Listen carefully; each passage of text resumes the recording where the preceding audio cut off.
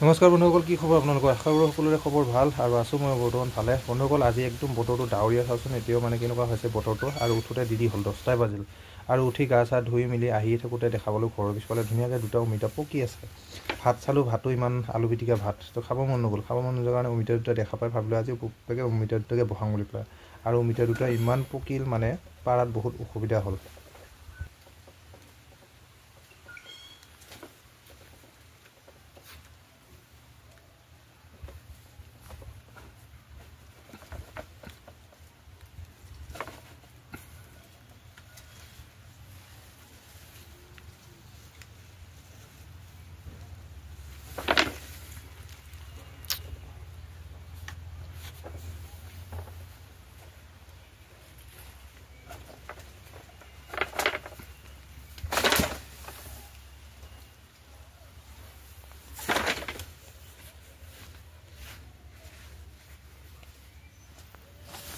Finally সেয়া অমিতা পাই গ'লোঁ আৰু চাওকচোন ইমান পকিল মানে পৰাৰ লগে লগে ভাঙি থাকিল অমিতাটো। আৰু বহুত অভাৰ পকিল, সেইকাৰণে পৰাৰ লগে লগে ভাঙিল। ত' যিয়ে নহওক, আৰু এটা আছিল লগত, সেইটো অকণমান কমকৈ পকিছিল। এইটো আৰু দুটাও পাৰিলোঁ। দুটাও পৰাৰ পিছত ধুনীয়াকৈ এটা মই ধুই মেলি কাটি খাম বুলি পেলাই ৰেডি কৰি লৈছোঁ। এতিয়া কাটি খাম। আৰু আপোনালোকে বাৰু কেনেকৈ খায় অমিতা, পকা অমিতা? মই কিন্তু অকণমান বেলেগ ষ্টাইলত খাব খুজিছোঁ আজি। চাই লওঁ কণ্ডিশ্যনটো কেনেকুৱা হয় কি। অমিতাটো কণ্ডিশ্যন চাই বুজিহে মই যেনেকৈ ভাবিছোঁ হয় নে নহয় নাজানো আৰু।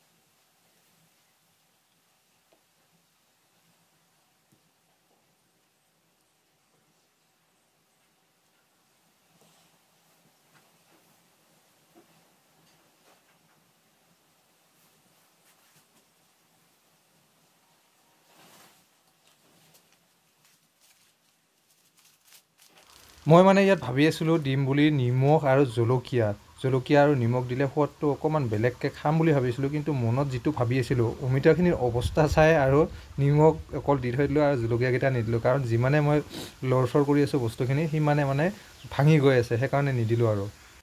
আৰু বন্ধুসকল, ইয়াত অলপ বেছিকৈ পকিল অমিতাটো।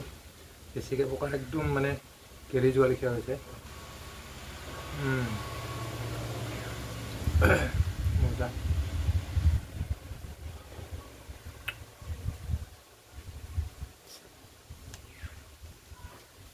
ইমান যে মিঠা হৈছে আৰু কি ক'ম নহয়,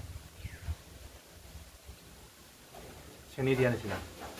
সেইকাৰণে অকণমান নিমখ দি দিছোঁ। জলকীয়া দিম বুলি ভাবিছিলোঁ, কিন্তু জলকীয়া দিলে ইয়াত লাভ নহ'ল। যিমানে এনেকৈ লৰা চৰা কৰি থাকি সিমানে গেলি গৈ থাকিব। সেইকাৰণে জলকীয়া নিদিলোঁ আৰু। জলকীয়া দিলে কিন্তু আৰু টেষ্টি হয়।